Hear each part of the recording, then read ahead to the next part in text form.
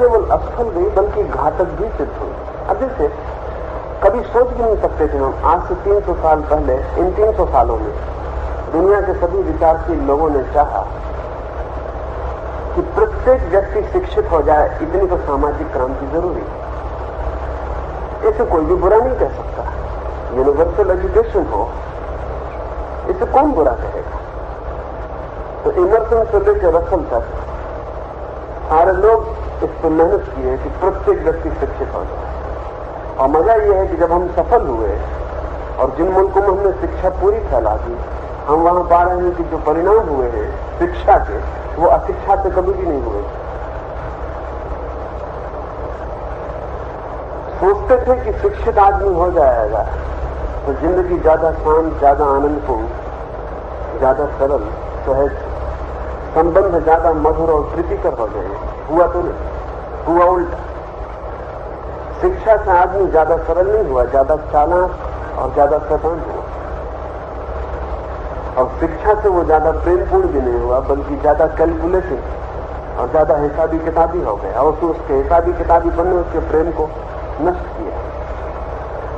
और सब भांति शिक्षित हो जाने के बाद पता चला कि शिक्षा ने केवल उसकी महत्वाकांक्षा की आग को प्रज्वलित कर दिया। वो विक्षिप्त हो गया। और जिन बच्चों की शिक्षा के लिए 300 साल के विचारशील लोगों ने मेहनत की थी, वो बच्चे आज कह रहे हैं कि हम तुम्हारी यूनिवर्सिटी और तुम्हारे कॉलेजेस को जला दें, ये सब बेकार।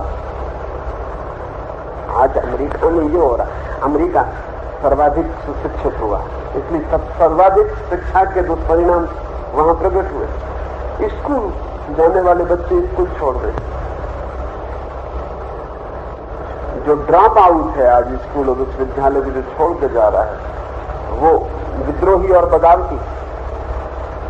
और 300 साल के सब विद्रोही और बगावती इसको सीखने लगे थे कि हम कैसे सबको शिक्षित करें। अब सब शिक्षित हो गए। कभी कभी ऐसा लगता है नथिंग फेल्स लाइक सक्सेस। सफल होते हैं तभी पता चलता है कि बुरी तरह असफल हो गए। 3000 साल से आदमी कोशिश कर रहा है कि हम सभी को कम से कम रोटी रोजी तो जुटा दें। गरीबी बुरी, कौन इनकार करेगा? और दिक्कतें तब खड़ी होती हैं जिन चीजों में कोई इनकार नहीं करता, उन्हीं चीजों में दिक्कतें खड़ी होती हैं। जब कोई चीज इतनी ज्यादा ऑब्वियस, सीधी सीधी सत्य मालूम पड़ती है तो कोई इनकार नहीं करता। अब हमने गरीबी कुछ मुल्कों में मिटा दी और हम पा रहे हैं कि गरीब इतनी मुसीबत में कभी भी ना था जितनी मुसीबत में अमीर पड़ गया। और गरीबी की मुसीबत में भी एक सुविधा थी, आशा तो थी। गरीब सदा आशा से भरा हुआ है। आज नहीं कल एक मकान बना देगा, आज नहीं कल एक बगीचा होगा, आज नहीं कल एक गाड़ी होगी, आज नहीं कल बच्चे ऊपर उठ जाएंगे।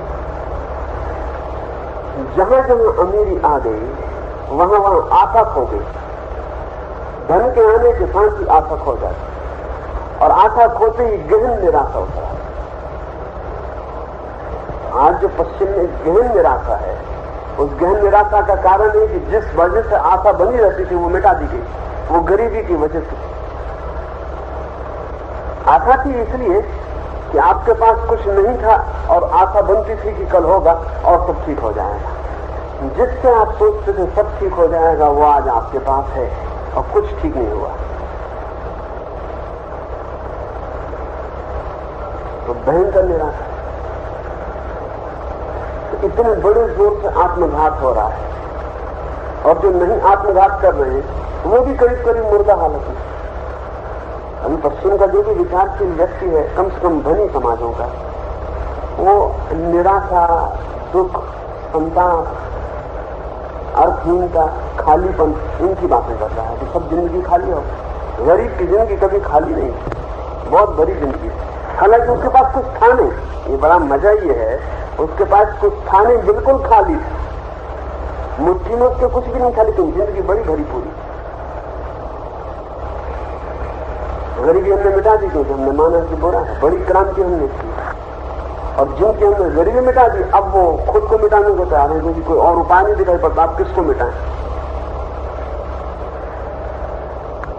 ये मैं उदाहरण के लिए कह रहा हूं। करीब करीब सारा मामला ऐसा है। संयुक्त परिवार था हमारे मुल्क में, सारी दुनिया में संयुक्त परिवार था। समाज सुधारकों ने कहा कि संयुक्त परिवार जो उसमें व्यक्ति की स्वतंत्रता छीन हो जाए। 100 आदमी एक परिवार में, तो स्वतंत्रता तो छीन होने वाली है, क्योंकि परिवार को चलाना है तो एक आदमी को तो प्रमुख होना पड़ेगा। स्वभाव का जो वृद्ध है, जो कमाने वाला है, वो प्रमुख हो जाए। फिर इस बड़े परिवार में छोटे बच्चे होंगे, गैर कमाने वालों के भी बच्चे होंगे, उनकी प्रतिष्ठा भी कम होगी, गैर कमाने वाली की पत्नी की भी प्रतिष्ठा कम होगी। इन सबकी तो कोई स्थिति होगी नहीं, तो किसी तरह परिधि पर चलते रहेंगे और इनके विकास का अवसर नहीं मिलेगा। फिर ये भी कहा विचारशील लोगों ने कि जहां 100 लोग हैं वहां कुछ लोग गैर कमाऊ हो ही जाएंगे, क्योंकि जब चलता ही है काम तो अलानी आ जाएगी। इसलिए हम परिवार को बांटें और व्यक्तिगत परिवार ज्यादा प्रगतिशील परिवार होगा। ठीक ही बात थी कि जितना छोटा परिवार होगा, जितना छोटा यूनिट होगा, उतना संगठित भी होगा, उतना प्रत्येक व्यक्ति उत्तरदायी भी होगा और उतना निकटता होने की वजह से पति है, पत्नी है, बेटे बच्चे हैं, इनकी फिक्र की जा सकेगी, ज्यादा फिक्र की जा सकेगी और ये कमाने में भी ज्यादा उपयोगी होगा। लेकिन किसी को ख्याल में नहीं आया कि जहां जहां संयुक्त परिवार टूटा वहां परिवार भी टूट रहा है। जहां जहां ज्वाइंट फैमिली खत्म हुई वहां जिसको न्यूक्लियस हैं इस फैमिली को, ये भी टूट रही है, ये टूटेगी। उसका कारण ये है, ये वैसे ही टूटेगी क्योंकि ये जो पूरा बड़ा मकान है हमारा, इसमें हमने सब कमरे गिरा दिए और एक कमरा बचा लिया। ये कमरा बच नहीं सकता, क्योंकि इस कमरे को बचाने के लिए वो सारे कमरे जो थे सहारा थे। और फिर जब एक दफा तय हो गया कि जितना छोटा परिवार होगा उतना प्रोग्रेसिव होगा, तो आखिर में पति पत्नी भी इकट्ठे क्यों हो, तो ठीक यूनिटरी फैमिली हो जाएगी कि एक व्यक्ति अपने को संभाल के बात खत्म हो गई। वो जो इतना बड़ा परिवार था वो चीजों को संभालता था। असल में छोटे संबंध जो हैं बड़े संबंधों के बीच में ही फलित होते। अगर मैं अपने काका के लड़के से भाईचारा नहीं निभा सकता तो मैं अपने भाई से ज्यादा दिन नहीं निभा पाऊंगा। और अगर मैं अपने काका और अपने मामा और दूर के काका और दूर के मामा से भी भाईचारा निभा पाता हूं उनके लड़कों से, तो मेरे भाई से जो मेरा भाईचारा है वो गहरा रहेगा। जब हम परिधि को तोड़ते चले जाते हैं तो नीचे तरफ से आते और जाते चीजें खत्म हो जाती। सारी कठिनाई जो है स्त्रियों ने भी बगावत की पश्चिम, और उन्होंने कहा कि बड़ा संयुक्त परिवार जो है स्त्रियों के बहुत खिलाफ है, क्योंकि स्त्री की कोई प्रतिष्ठा नहीं रह जाती थी। प्रतिष्ठा का सवाल नहीं, पति अपनी पत्नी से मिल भी नहीं सकता रोशनी में सबके सामने। बाप अपने बेटे को कंधे पर भी नहीं रख सकता था, खुद के बेटे को कंधे पर रखना बेहूदगी थी, जबकि घर में और बड़े बुजुर्ग, तो अपने बेटे से बोल भी नहीं सकता था कि रात के अंधेरे में वो अपनी पत्नी से मिल लेता था। उसका चेहरा भी कई दफा पति वर्षों तक नहीं देख पाता था। लेकिन निश्चित ही ये लगा स्त्रियों को कि बुरा है कि इस क्रांति सारी दुनिया में ही कि इसको छोड़ो।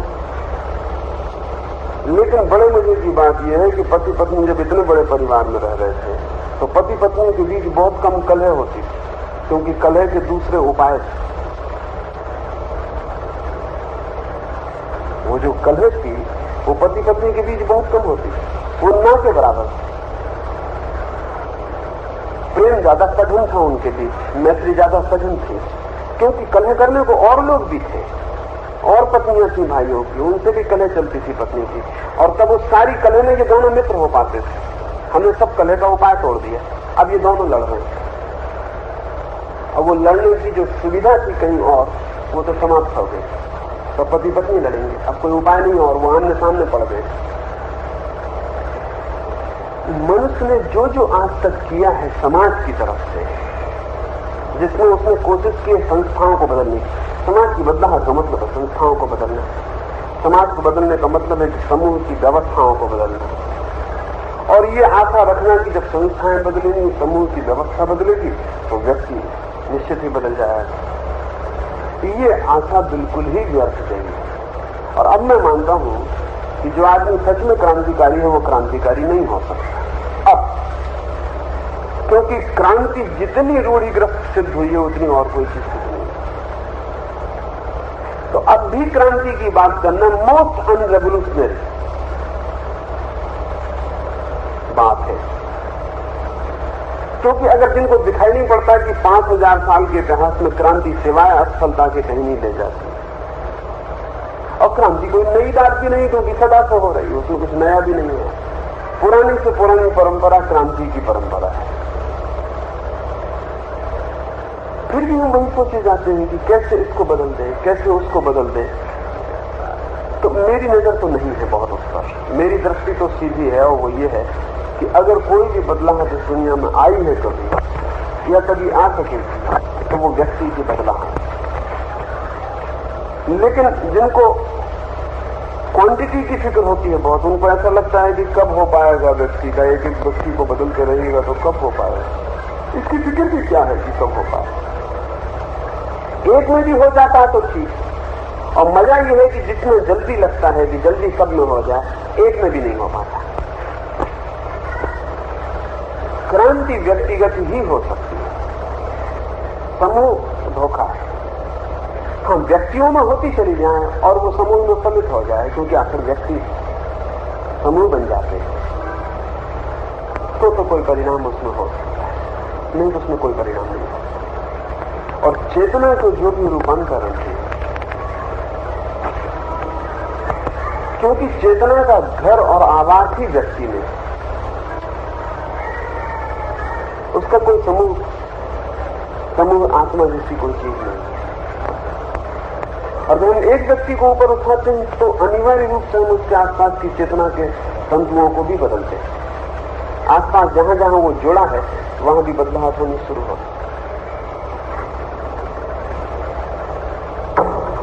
मगर ये निरंतर कभी कोई बुद्ध, कभी कोई महावीर, कभी कोई जीसस की बात कहता रहा है, लेकिन सदा हमने ये सोचा कि एक व्यक्ति को बदलने से, एक एक को बदलने से कब होगी बदलाव। और मजे की बात है कि बुद्ध को मरे 2500 साल हो गए। 2500 साल में अगर बुद्ध की बात मान के चला जाता तो शायद बदलाव करोड़ों में हो गई होती, लेकिन हमने सोचा कि एक एक को बदलने से कब होगी बदलाव, तो 2500 साल तो हो गए। और जिन्होंने कहा था कि बदलाव जल्दी हो जाएगी समूह को बदलने से, उनकी सब बदलाव हो गई और कोई बदलाव नहीं हुई। आदमी वहीं तो वहीं खड़ा है। तो मेरी तो कोई दृष्टि है नहीं बहुत उस तरह। इतना ही है कि व्यक्तियों के समूह बढ़ते चले जाएं और उसका समूह पर जो परिणाम हो जाए, सहज समूह को सीधा ध्यान में रखकर नहीं, ध्यान में तो व्यक्ति को ही रखना, फिर जो समूह में हो जाए ऐसे बात प्रोडक्ट वो स्वीकार है, न हो तो उसकी चिंता नहीं। और अब मैं मानता हूं कि कुछ लोग चाहिए जो इस सत्य को ठीक से समझना शुरू करें कि क्रांति की बातचीत कुछ कर पाती है या नहीं कर पाती। और एक और मजे का सूत्र है कि जब तक किसी चीज का अभाव होता है तब तक हमें मालूम पड़ता है कि अभाव बहुत महत्वपूर्ण है। जैसे वो अभाव भर जाता है वो तो गैर महत्वपूर्ण हो जाता है, उसका मूल्य खत्म हो जाता है, उसका मूल्य तत्काल खत्म हो जाता है। अब जैसे कि जब तक रोटी नहीं तब तक लगता है रोटी बहुत महत्वपूर्ण है, रोटी मिल गई तो वो बेकार हो जाता है, वो बात ही खत्म हो जाती है। ये भी ख्याल नहीं रह जाता कि कभी वो नहीं थी तो उसका न होना बड़ा महत्वपूर्ण था, वो समाप्त हो गया।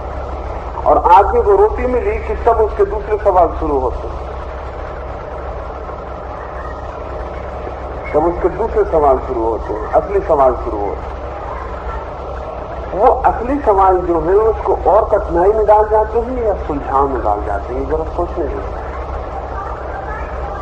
अब जैसे कि 50-60 साल से जो भी गर्भशाली देश है वो सोच रहे हैं कि आज नहीं कल आदमी की तकलीफ सदा की ये रही। तब तकलीफ पहले ये थी कि आदमी को रोटी कैसे मिले, तो रोटी मिलनी शुरू हो गई, मकान कैसे मिले वो मिल गया। अब तकलीफ अनुभव होनी शुरू हुई 50 साल से कि आदमी को श्रम करना पड़ता है, यही असली तकलीफ ही यही। और ये बेहूदी बात है कि आदमी को रोटी के लिए श्रम करना पड़ता है, जीवन बेचना पड़ता है, समय बेचना, श्रम बेचना, जीवन बेचना। अगर मैं अपनी रोटी के लिए रोज 6 घंटे बेचता हूं तो मैं 6 घंटे अपनी जिंदगी बेचता हूं। जिंदगी भर में अगर मुझे जीना है 80 साल तो 20 साल तो मैंने रोटी बेचने में, रोटी खरीदने में बेच दी। इसे या कहें कि मैंने 1/4 जिंदगी रोटी कमाने में गंवाई, या यूं कहें कि मैंने अपनी 1/4 आत्मा जो थी वो रोटी के पल्ले पर रख दी। तो ये कहना चाहिए कि अशोभन समाज तो ऐसा होना चाहिए जहां व्यक्ति को रोटी के लिए, तन के लिए आत्मा को न बेचना पड़े। तो जो समझदार लोग हैं वो ये कहते रहे, अब हालत ये आ गई कि अब हम मशीन तैयार कर लिए, आदमी को श्रम से मुक्त किया जाता। लेकिन नए सवाल खड़े हो गए कि आदमी को श्रम से मुक्त किया तो आदमी वो जो खाली है करेगा क्या? संभावना यह है कि हत्याएं करेगा, चोरी करेगा, बदमाशी करेगा, शराब पिएगा, LSD लेगा, मारिजुआना लेगा, तो ये करेगा। पर इसका कभी भी हमको ख्याल नहीं था जिन्होंने कहा कि हम जिस दिन आदमी को श्रम से मुक्त कर देंगे उसकी आत्मा पूर्ण मुक्त हो जाएगी। फिर वो लोग सोचते थे कि वो काव्य करेगा, चित्र बनाएगा, पेंटिंग्स करेगा, कालिदास पैदा होंगे, शेक्सपियर पैदा होंगे हजारों की संख्या में, घर घर रविन्द्रनाथ हो जाएंगे, बुद्ध और महावीर जगह जगह पैदा हो जाएंगे, क्योंकि आदमी को सुविधा होगी और उसकी आत्मा पहली दफा मुक्त होगी तो बहुत रूपों में प्रकट होगी। लेकिन मामला ये दिखाई पड़ता है कि वो बुद्ध कभी कभी एक आध पैदा होता था, वो भी शायद पैदा ना हो, क्योंकि जिस आदमी को हम श्रम से मुक्त कर रहे हैं, श्रम से मुक्त होते ही उसने बहुत सी इच्छाओं को सदा पोस्टपोन किया था। श्रम की वजह से वो नहीं कर पाता था। उसका भी मन था कि अगर 100 पत्नियां वो भी रख सके तो रखे। कोई वजह नहीं थी कि शाहजहां क्यों रखे और वो क्यों ना रखे। शाहजहां इसलिए रख सकता था, उसको श्रम के लिए कोई मेहनत नहीं करनी पड़ती थी। इन 100 स्त्रियों खिलाने पिलाने का भी सवाल नहीं था, इसलिए 1000 भी रख सकता था। एक मजदूर को आप मुक्त कर देंगे बिल्कुल श्रम से, तो वो भी सोचता है कि क्यों ना 10 पत्नियां रख सकते, या क्यों रोज एक पत्नी ना बदल ले, आखिर उसका क्या कसूर है। इच्छा उसकी भी सदा यही थी, लेकिन इच्छा जरूरतों से दबी थी, इसको वो पूरा नहीं कर सकता था। अब समय है, सुविधा है, खाने की इंतजाम है, क्यों न करे। फिर 100 पत्नियों को इकट्ठा रखना एक झंझट की बात है, तो पत्नियों को समाप्ति क्यों न करे, रोज एक नई स्त्री क्यों न खोजी जाती। जिन जिन इच्छाओं को उसने अब तक मजबूरी में रोक रखा था, उन सबको वो पूरा करना था। कितने लोगों की इच्छा है कि वो कविता करें, कितने लोगों की इच्छा है कि वो ध्यान करें, कितने लोग मोक्ष जाना चाहते। और मजा ये कि जितने अभी आपको दिखाई पड़ते हैं कि ध्यान में उत्सुक हैं, इनकी भी अगर दूसरी इच्छाएं पूरी हो तो 100 में से 99 ध्यान में उत्सुक न होंगे। इनका भी ध्यान में उत्सुक होने का 100 में 99 मौके पर यह कारण होता है कि इतने परेशान हैं जिंदगी से कि क्या ध्यान से राहत मिल जाए। अगर जिंदगी की सारी परेशानियां अलग कर दे तो 100 सन्यासियों में से 99 भाग जाएंगे फौरन, क्योंकि वो आए इसलिए नहीं थे कि ध्यान में उनकी कोई रुचि थी या आत्मा की खोज में कोई रुचि थी। संसार इतना कष्टपूर्ण था कि ये उनके लिए पलायन था, सुविधा थी। एक आदमी आता है, वो कहता है कि बड़ी मुश्किल है, लड़की की शादी नहीं हो रही, नौकरी नहीं मिल रही लड़के को, पत्नी बीमार है, तो कोई रास्ता बताएं प्रार्थना का, पूजा का, कि सब ठीक हो जाए। अगर ये सब ठीक हो जाए तो क्या ये आदमी प्रार्थना और पूजा का रास्ता पूछने आने वाला, ये काहे के लिए आएगा। मगर ऐसा मत समझना कि इसकी पत्नी ठीक हो जाए, इसकी लड़की को शादी हो जाए, इसके लड़के को नौकरी लग जाए तो ये बड़ा अच्छा आदमी हो जाएगा। इसने बहुत कुछ रोक रखा है इस उपद्रव की वजह से, जिसको ये नहीं कर पा रहा। ये भी चाहता है कि बैठ के शराब पिए, ये भी चाहता है कि सड़कों पर नाचे, ये भी चाहता है कि ताश खेले, दांव लगा दे जुए पर, ये भी चाहता है। ये सब थ्रिल जिस दिन इसके सारे उपद्रव नहीं है, जिनकी वजह से ये दबा हुआ है, उस दिन ये बेलगाम।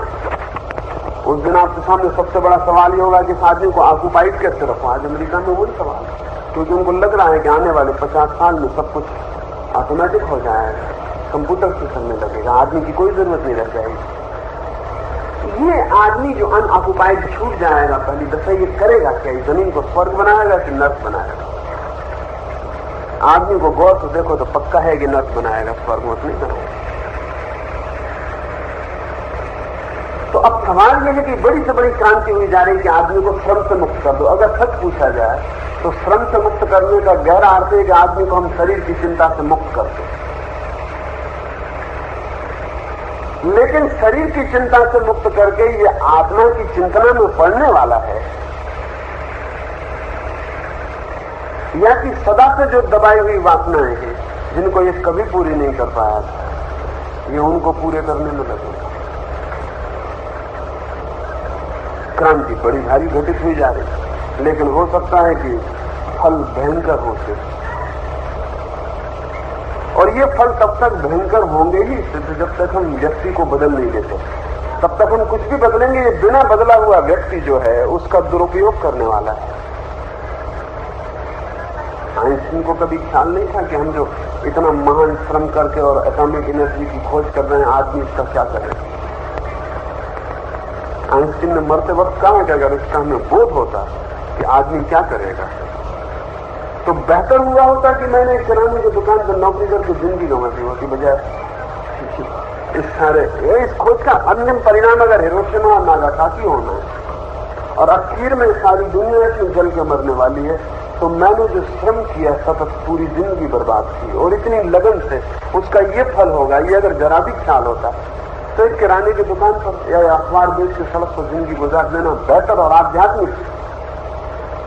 ये सब वैज्ञानिक पागलपन सिद्ध हुआ।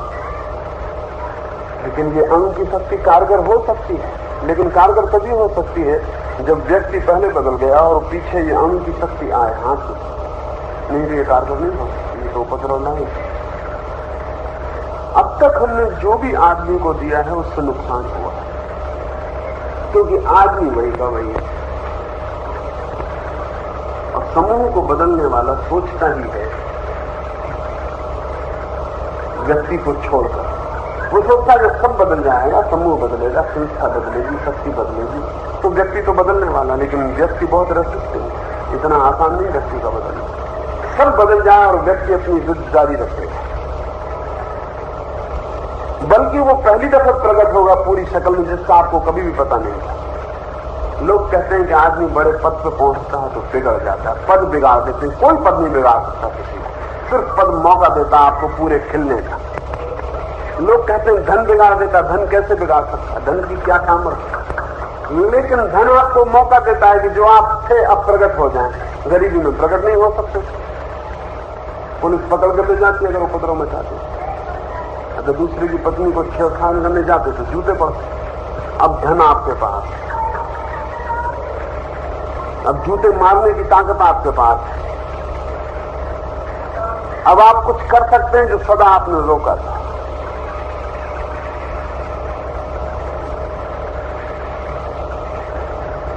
दवाइयों ने, चिकित्सा शास्त्र ने आदमी की उम्र बढ़ा दी। अब सवाल है कि उस उम्र को बढ़ा के नए मसले खड़े होते। अब 70 साल का आदमी 80 साल का आदमी है और अभी भी वो सेक्सुअली पोटेंट है।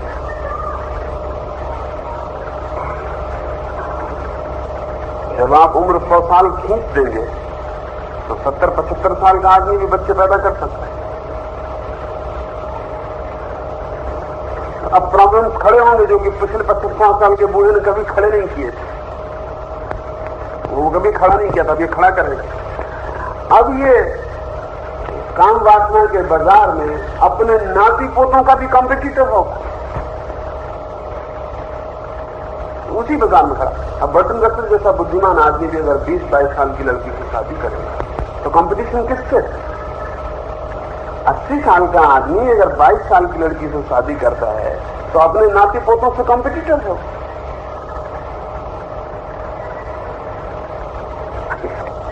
तो इसके प्रॉब्लम्स खड़े होंगे, इसकी झंझट खड़ी हो। और जो स्ट्रक्चर था, जो व्यवस्था थी, उसमें आमूल रूपांतरण करने होंगे आपको।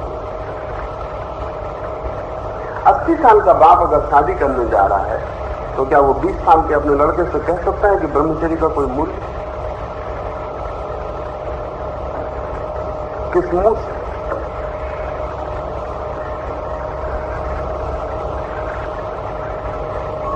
उल्टी हालत ये हो सकती है कि 20 साल का लड़का अपने बाप को थोड़ा समझाए कि थोड़ा तो कुछ ध्यान रखो। तो होता क्या है कि जब हम संस्था में, व्यवस्था में कोई भी अंतर कर लेते हैं तो तकलीफ खड़ी होती है कि वो जो व्यक्ति है वो तो वही का वही रह जाता है। ऐसा नहीं कि बटन रसल ऐसा कर रहा है। जो लोग भी 100 साल की उम्र तक जी सकते हैं वो लोग 80 साल में शादी कर सकते हैं। तो नहीं, कोई कारण तो नहीं। कभी अमेरिका में उनको वृद्धों के लिए कैंपस बनाने पड़ रहे हैं जिसको हम कभी नहीं सोच सकते, जिसमें बूढ़े और वृद्धों को रखना और वहां ठीक प्रेम और रोमांस की कथा शुरू। अब वो बूढ़े और बुढ़ियां जो है वो सब अपना प्रेम बसा रहे हैं, उनके सब बच्चे, लड़के बच्चे, उनके बच्चे वो अपने घर बसा रहे हैं। ये बूढ़े और बुढ़ियां जो है ये फिर अपने रोमांस की, क्योंकि इनको घर बिठाना अब खतरनाक। अब इनके कैंप अलग ही होने चाहिए जहां कम से कम ये अपने समवयस्क लोगों के बीच फिर से प्रेम का सिलसिला शुरू करते हैं। आदमी को बिना बदले, व्यक्ति को बिना बदले आप जो भी करेंगे आप नए प्रश्न खड़े कर सकते हैं। बस तो थोड़ी देर राहत हो सकती है कि पुराने प्रश्न समाप्त हो। अब ये सच बात यह है कि अगर बाप 60-70 साल में मर जाए तो परिवार में उसको प्रेम मिलता रह सकता है थोड़ा बहुत, क्योंकि उसकी ठीक दूसरी पीढ़ी उसके बेटे ताकत में होते हैं। उसका बेटा होता है कोई 45 साल का, 50 साल का, वो अभी ताकत में होता है। 70 साल के बूढ़े को अभी वो फिक्र करेगा।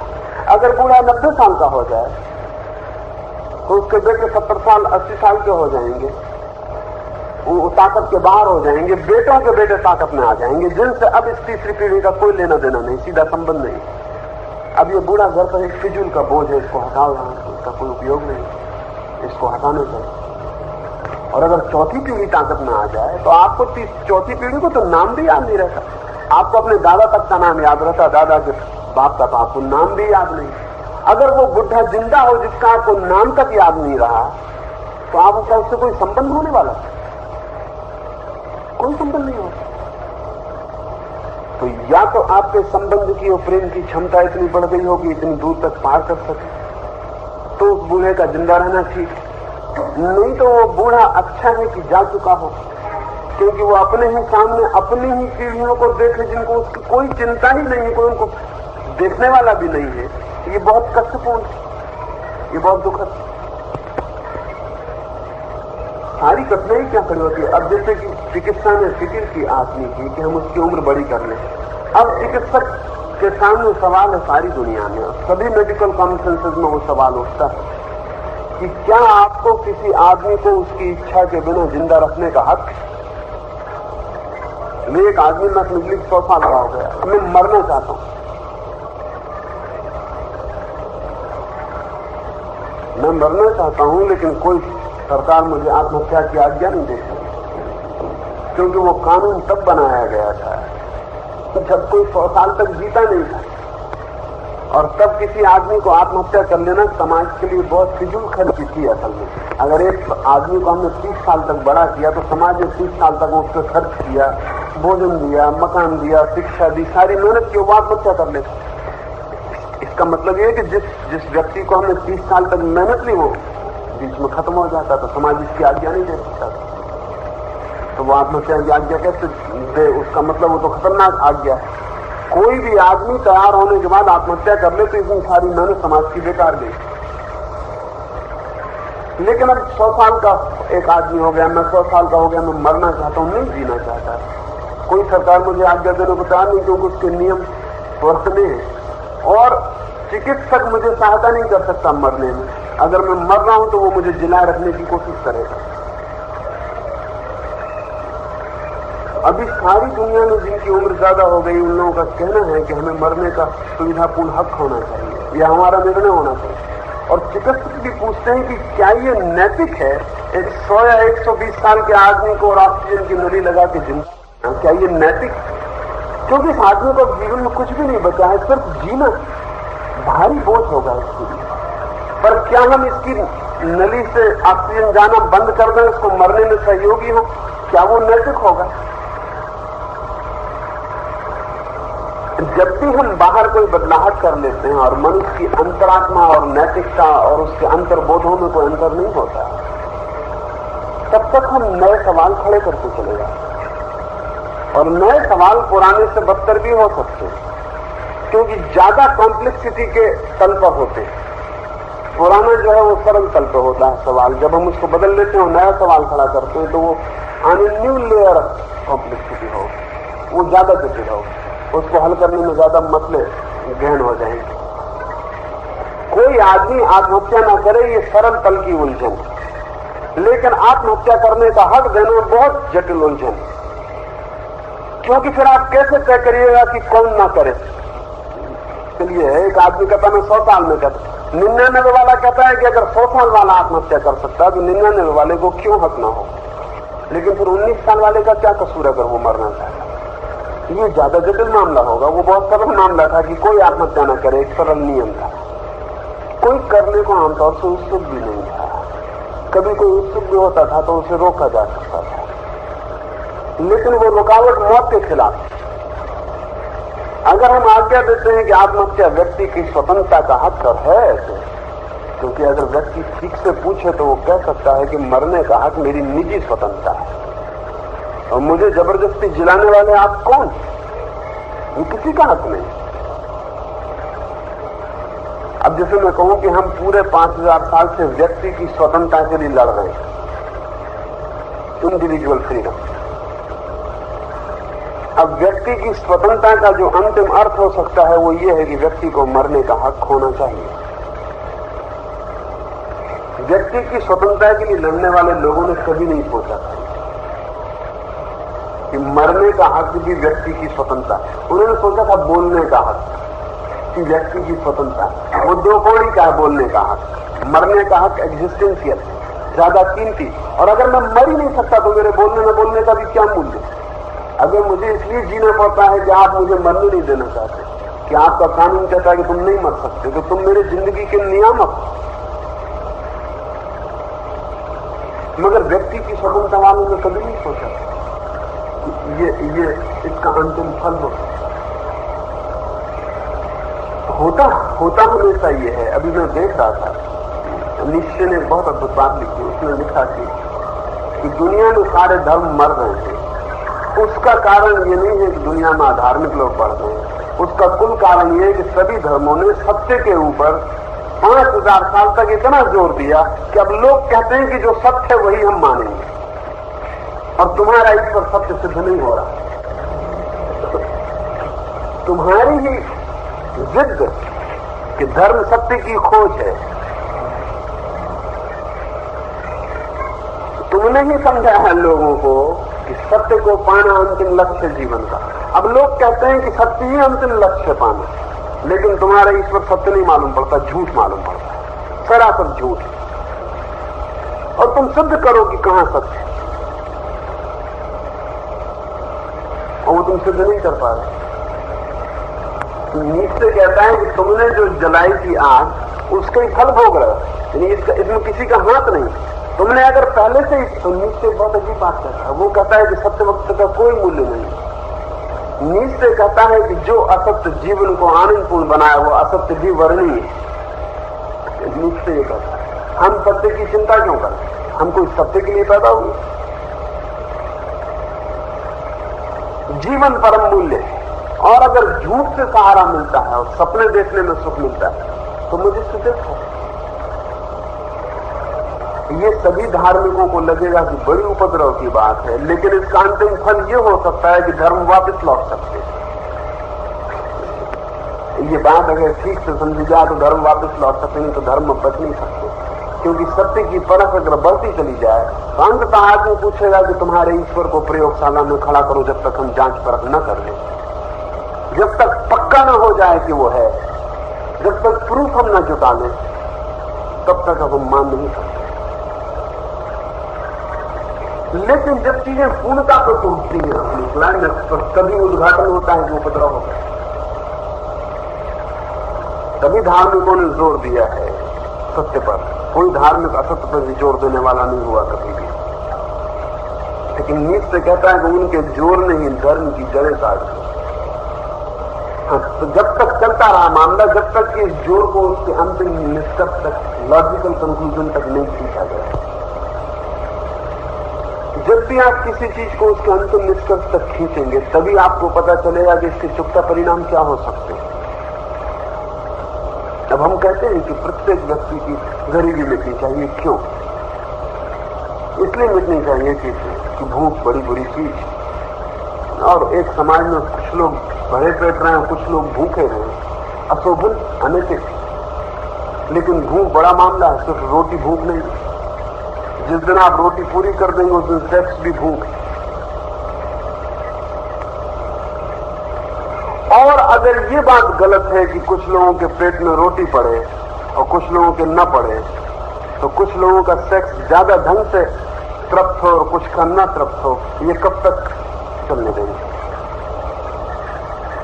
और अगर ये सही है कि सबको एक जैसे मकान रहने को मिलने चाहिए, क्योंकि कोई महल में रहे और कोई झोपड़ी में, तो ये बात कब तक ठीक रहेगी कि किसी को सुंदर स्त्री मिल जाए और किसी को कुरूप मिले? ये कैसे बर्दाश्त किया जा सकता? इसको लॉजिकल कंक्लूजन तक ले जाने की जरूरत है, तब आपको पता चलेगा कि जो आप कर रहे हैं उसका क्या मतलब होता है। ये कैसे बर्दाश्त किया जा सकता है कि आपके पास एक सुंदर स्त्री और मेरे पास नहीं? तो आप मेरा शोषण कर रहे हैं, निश्चित, क्योंकि जो स्त्री मेरे पास होनी चाहिए वो मेरे पास नहीं, आप कब्जा किए बैठे हैं। तो कुछ बंटवारा होना, कुछ ना कुछ शेयरिंग होनी चाहिए, कुछ ऐसा होना चाहिए कि सप्ताह में एक दिन वो आपकी स्त्री हो, एक दिन मेरी भी हो। नहीं तो क्या उपाय है? या वैसी दूसरी स्त्री मुझे मिलनी चाहिए। मकान तो आसान है कि हम बनाते हैं, एक से भी बन सकते हैं किसी दिन, लेकिन फिर हम एक ही स्त्री कहां बना पाएंगे?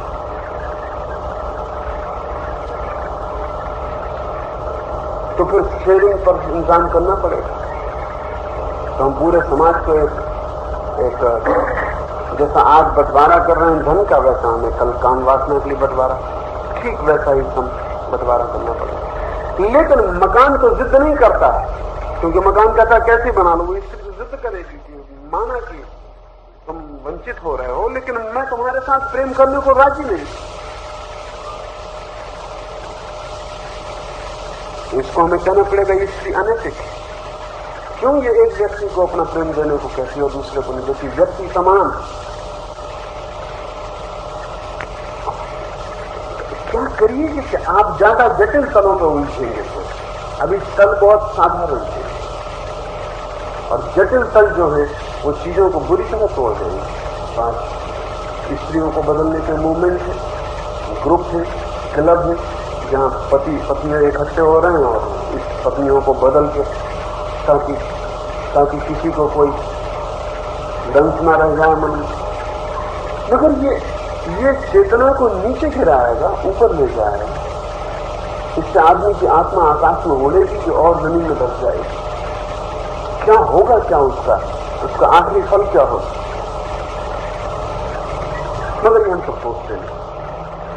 समाज सुधारक युद्ध में होता है, एक मसले को पकड़ता है, उसकी पूरी चेन को नहीं। वो कहता है इस आदमी के पास कपड़ा नहीं, इस पास कपड़ा होना, बस इतना पकड़ देता है। लेकिन इस शर्त का पूरा फल क्या है? इस शर्त की पूरी अंतिम नियति क्या हो? इस आदमी के पास आप जैसी आंख नहीं है, वो भी होनी चाहिए। क्यों नहीं होनी चाहिए? ये आदमी आज नहीं कल कहेगा कि किसी आदमी के पास प्रतिभा हो और मेरी बुद्धि जड़ हो, ये नहीं चलेगा। बुद्धि का समान बंटवारा होना चाहिए। और आदमी कल हो सकता, कोई कठिनाई नहीं है। अब इंप्लीमेंट्स तो है कि हम बच्चों को जिनके पास थोड़ी ज्यादा प्रतिभा है उनको थोड़ा सांस छांट दें, उनके मस्तिष्क में थोड़े हार्मोन कम कर दें, थोड़ी नसें काट दें, थोड़ी नर्वस सिस्टम उनकी नीचे उतार दें, तो वो समान लेवल पर आ जाए। अगर ये बात सच है कि एक आदमी के पास ज्यादा धन नहीं होना चाहिए, तो ये बात क्यों सच नहीं है कि एक आदमी के पास ज्यादा प्रतिभा नहीं होनी चाहिए? क्योंकि वो प्रतिभा का शोषण करेगा। तो रॉकफेलर, मॉर्गन या बिरला ही शोषक है, ऐसा क्यों? कालिदास, शेक्सपियर और आइंस्टीन और बुद्ध शोषक नहीं है? ये भी शोषक है। शोषक का अगर यही मतलब है कि किसी के पास कोई चीज ज्यादा हो जाती है और किसी के पास कम पड़ जाती है, तो उसका आदमी कल हमें निपटारा करना पड़ेगा। एक आदमी बुद्ध होकर बैठ जाए और दूसरा आदमी बुद्धू बना रहे, ये कैसे चलेगा? ये नहीं बर्दाश्त किया जाता। बुद्धू कहेगा कि या तो मुझे बुद्ध बनाओ, जो कि कठिन, तो दूसरा उपाय है कि बुद्धू को बुद्धू बना लो, जो कि आसान, सुगम। तो गरीब कहता है कि बिरला को या राजफलर, मुझे भी बिरला और राजफलर बना दो, जो कि कठिन है। सरल ये है कि राजफलर और बिरला को बांट के गरीब बना दो, जो कि आसान है, जो कि किया जा रहा है। सारा सोशलिज्म, सारा समाजवाद वही कर रहा है। पर इसकी अंतिम नियति क्या है? इन सारे तर्कों को अगर सामयिक संदर्भ में देखें तो बड़े ठीक मालूम पड़ते हैं, लेकिन लंबा फैला के देखें तो पता चलता है कि तो उपद्रव में रोज उतारते चले जाते हैं, ये रोज उतारते चले जाते हैं। अभी मनोवैज्ञानिकों ने फ्रायड के बाद माँ बाप को समझाया कि बच्चों को दांत टपट नहीं करनी चाहिए, क्योंकि इससे उनकी आत्मा को चोट पहुंच रही, उनकी स्वतंत्रता को चोट पहुंच रही। उनको स्वतंत्रता देनी, सुविधा देनी और किसी तरह का उन पर प्रतिबंध ना हो, इसकी फिक्र करनी। 50 साल में उन्होंने समझा दिया, माँ बाप समझ गए। पहले बच्चा डर के घुसता था घर में, अब माँ बाप डर के घर में घुसते कि कहीं बच्चे के ऊपर कोई प्रतिबंध तो नहीं हो, और बच्चे माँ बाप पर प्रतिबंध कर रहे हैं।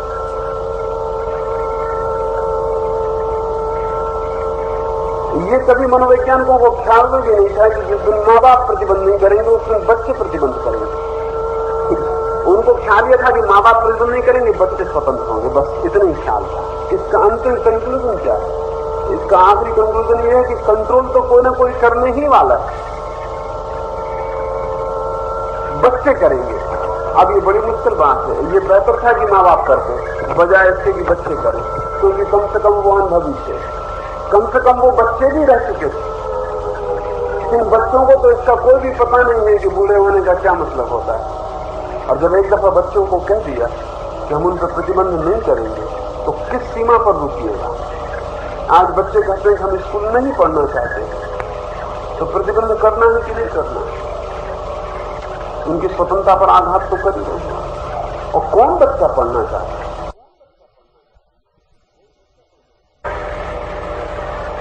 कौन बच्चा पढ़ना चाहता है? अगर सुविधा होगी तो कोई बच्चा पढ़ने पर राजी नहीं। आज अमेरिका की हालत यह है कि अमेरिका को सारी की सारी बुद्धिमत्ता दूसरे मुल्कों को उधार देनी पड़ रही है। दूसरे मुल्क चिंतित नहीं यूरोप के, कहते हैं ब्रेन ड्रेनेज हो रहा है, क्योंकि अमेरिका ज्यादा तनख्वाह देता है और यूरोप और सारी दुनिया का जो बुद्धिमान आदमी वो अमेरिका चला जाता है नौकरी करने। और अमेरिका की मजबूरी है कि उसको सारी दुनिया से बुद्धिमान खोजना पड़ रहा है। उसके बच्चे तो यूनिवर्सिटी इंकार कर रहे हैं, उसके बच्चे तो पढ़ने नहीं चाहते, वो तो हिप्पी हैं, बीटनिक हैं, वो तो अपने नाचकून कर रहे हैं, marijuana ले रहे हैं, वो पढ़ना वढ़ना चाहते हैं। अमेरिका आज सारी दुनिया से बुद्धिमान आदमी को खींच रहा है। कहीं भी बुद्धिमान आदमी हो आज नहीं कल अमेरिका चला जाए, उसकी भी मजबूरी है, क्योंकि आज उसके पास सबसे ज्यादा सुविधा है, सबसे ज्यादा संपन्नता, लेकिन उसके बच्चे आगे बढ़ाने से इंकार करते हैं।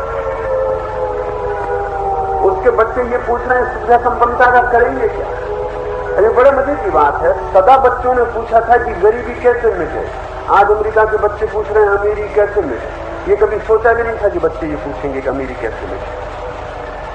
ये प्रॉब्लम भी किसी दिन उठेगा, क्योंकि बच्चे ये कह रहे हैं तुम्हारी अमीरी से तुम्हें कुछ मिला तो नहीं। माना तुम्हारे पास मकान अच्छा है, कार तुम्हारे पास अच्छी है, तुम एयर कंडीशन कमरे में हो, तुम्हारे पास बाथरूम अच्छा है, तुम्हारे पास साबुन अच्छी है, सब तुम्हारे पास अच्छा है, भोजन अच्छा है, कपड़े अच्छे, बाकी तुम्हें मिला क्या जिंदगी? तुम्हें जिंदगी में कुछ मिला नहीं। तो हम बिना बाथरूम के रह लेंगे, बिना नहाए रह लेंगे, गंदे कपड़े में रह लेंगे, साबुन हमारे पास नहीं होगी, परफ्यूम हमारे पास नहीं होगा, पसीने की बदबू आएगी, लेकिन हम जिंदगी को जीना चाहते हैं। हम तुम्हारे ढांचे में फंस के मरना नहीं चाहते। ये कभी सोचा भी नहीं था कि बच्चों को पसीने की बदबू जो है वो प्रीतिकर लगी नहीं सकती थी, क्योंकि सुगंध बहुत मुश्किल मामला था पुरानी दुनिया में। कभी कोई सुगंधित हो सकता था, बाकी तो सबको पसीने की बदबू थी। आज अमेरिका के बच्चे को पसीने की बदबू बेहतर लग रही बजाय परफ्यूम के, क्योंकि कहते हैं परफ्यूम धोखा, असली शरीर की गंध चाहिए। धोखा इतना लंबा हो गया कि असली शरीर की गंध की बेहतर मालूम। नहाने से इंकार है, कपड़े बदलने से इंकार है, गंदगी सुखद है क्योंकि वो जीवन और संपत्ति नहीं चाहिए। अभी बर्कली यूनिवर्सिटी के लड़कों ने एक नई रॉल्स रॉयस गाड़ी खरीद के, नई गाड़ी खरीद के चंदा करके और कैंपस के बीच में रख के आग लगाई, क्योंकि ये सिंबल है धन का। धन नहीं चाहिए। किसी दूसरे की गाड़ी नहीं है, खुद चंदा करके ये गाड़ी ला के कैंपस के बीच में रख के आग लगा के होली मनाई। अब ये कार्य नहीं चाहिए। आदमी वापस पैर पर लौटना चाहिए, क्योंकि पैर से चलने का सुख ही और था। पैर से चलने वालों को बिल्कुल पता नहीं, भारी दुखी। और जब पास से कार गुजर जाती है तो आत्मा पर ऐसा संकट आता है जैसा कभी नहीं आता। लेकिन जहां कार हो गई, अत्यधिक हो गई, वहां पैर से चलने का वापस सुख लौटना चाहिए। और मजा यह है कि पैर से कार तक जाना बहुत आसान मामला था, कार से पैर तक आना बहुत कठिन मामला है, बहुत कठिन मामला, जद्दोजहद का मामला, ज्यादा जटिल। इधर मैं जैसा देखता हूं वो ये कि परिस्थिति, संस्था, समूह, समाज, राज्य बदल के हमने देख लिए 5000 सालों में। मेरी उत्सुकता नहीं, मेरी उत्सुकता निपट व्यक्ति में, सीधे व्यक्ति में कुछ उसके लिए कर सकूं तो ठीक, सहज उसके लिए होते होते समूह में फैल जाए तो अलग बात है। अगर किन्हीं मित्रों को उत्सुकता है कि मेरी बात ज्यादा लोगों तक फैले, तो उन्हें मेरी दृष्टि समझ के ही काम में लगना पड़े। अगर वो चाहते भी होंगे ज्यादा लोगों तक फैले, पर व्यक्ति चाहिए, ध्यान व्यक्ति पर ही हो। और इधर मुझे ये भी ख्याल में आना शुरू हुआ कि जो लोग भी ज्यादा समूह में उत्सुक होते हैं, कई बार तो ऐसा होता है कि वो सिर्फ अपने से पलायन करते हैं। समूह की चिंता लेके बहुत आसानी से आदमी अपने से बच जाता है। लेंजा दल वास्तव का मैं जीवन पढ़ रहा हूं, पश्चिम में गांधी जी के खास अनुयायी, यूरोप के गांधी।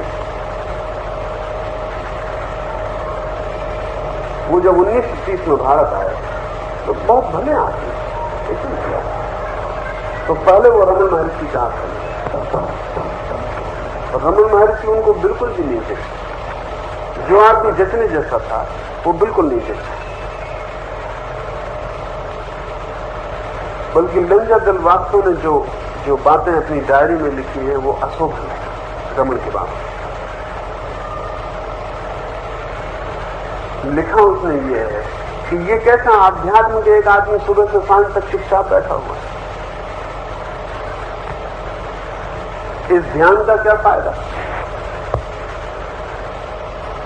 इस अंतर्मुखता, इस व्यक्तिवाद में क्या रस।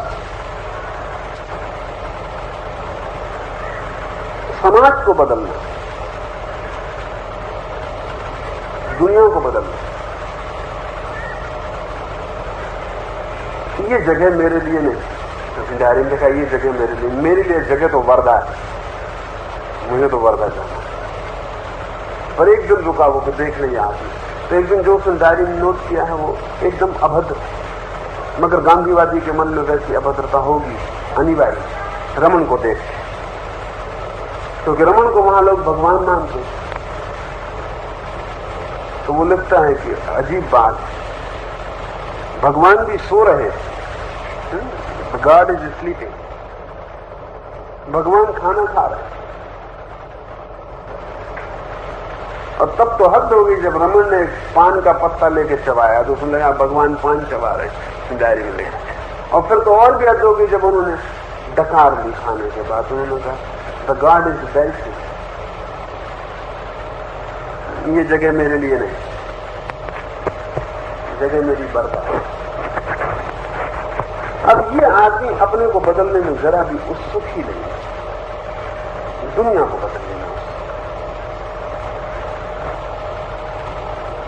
तो रमन से इसका कोई तालमेल नहीं बैठा, गांधी से तालमेल बैठ गया। मगर ये आदमी अपने को बदलने में उत्सुक क्यों नहीं? अगर कोई भी बदलाव की बुनियादी उत्सुकता है तो वो होनी चाहिए कि मैं अपने को कैसे बदलूं। और मैंने कोई ठेका लिया सारी दुनिया, और क्या मैं सारी दुनिया को बदल पाऊंगा? अपने को बदलना ही इतना मुश्किल है। और मैंने अगर कोशिश करके दुनिया को बदलने का कुछ रास्ता भी शुरू कर दिया, समझ लें, जो कि असंभव है, तो भी मैं तो बर्बाद हो जाऊंगा। और अगर हर आदमी दुनिया को बदलने में लगा हो, तो हर आदमी अपने को बर्बाद कर रहा हो दुनिया को बदलने में, तो दुनिया तो कभी बदलने वाली नहीं। जो बदल सकता था वो बदलने से बच जाए। मेरी तो दृष्टि यह है कि उत्सुक हम हो अपनी बदलाहट में, और हमारी बदलाहट अगर संक्रामक हो जाए, वो औरों को भी पकड़ ले, तो प्रभु कृपा। वो न पकड़े तो इसमें बेचैनी का कोई कारण नहीं। और पकड़े तो भी वो व्यक्ति को ही पकड़े। संस्थावादिता जो है, समूहवादिता जो है, वही मटीरियलिज्म, वही पदार्थवाद है। और व्यक्ति उन्मुखता जो है, और व्यक्ति को सर्वोपरि चैतन्य और जीवन मानने की जो दृष्टि है, वही अध्यात्म। पर किसी को भी लगता हो कि मेरी बात ज्यादा लोगों के काम आ सकती है, तो वो कोशिश में लगे, बाकी मेरी उत्सुकता नहीं। सीधी मेरी उत्सुकता आप में, आपको कुछ फैल जाएगा किसी में, वो दूसरी बात।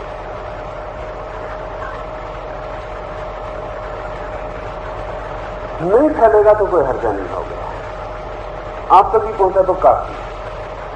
और ऐसा ही मैं चाहता हूं कि आपकी उत्सुकता भी व्यक्ति में हो, किसी व्यक्ति में लग जाए आंख थोड़ी सी, बहुत लग जाए, न लगे तो चिंता का कोई कारण नहीं, क्योंकि दूसरे को हम बदल के ही रहेंगे, ये भी हिंसा है। और समाज को हम ऐसा बना के ही रहेंगे जैसा हम चाहते हैं कि समाज होना चाहिए, ये बहुत गहरी अधनायक सारी है। तो मैं कौन हूं? और अगर किसी आदमी को अज्ञानी रहने में ही आनंद आ रहा है, तो मैं काहे के लिए उसको ज्ञानी बना के कष्ट में डालूं? तो फिर मैं कौन हूं तय करने वाला? ये उसके और परमात्मा के बीच से निर्णय। मैं कौन हूं? मैं इतना ही कह सकता हूं कि मुझे अज्ञानी से ज्ञानी होने में ज्यादा आनंद आया, शायद तुम्हें भी आया।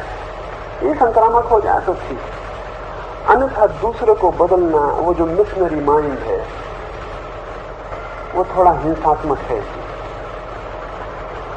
कोई बदल जाए ये बिल्कुल दूसरी बात, पर हम सीधे उसमें आग्रहपूर्ण भी रहें तो ठीक नहीं। हाँ, हम अपने को बदलें, और उस बदलाहट, उस रोशनी में अगर किसी को कुछ दिखाई पड़ने लगे और वो ठीक था,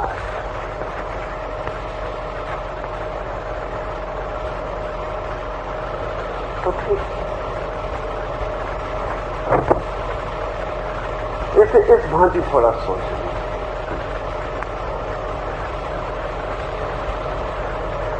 और एक कैंप में बने तो आ जाएं, तो थोड़ा एक कैंप देखें कि मैं व्यक्ति की बदलाहट के लिए क्या कर रहा हूं, वो कैसे सक्रिय हो पाती है। अभी एक कैंप है माथेरान, जनवरी 8 से 16।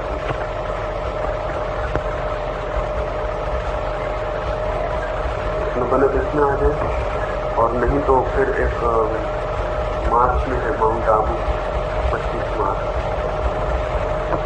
ये कैंप बने तो आ जाए, तो कोई 700-800 लोग इसमें आते हैं, बाहर से भी कुछ 20-25 लोग होने का। और ये जो व्यक्ति का, ये माथेरान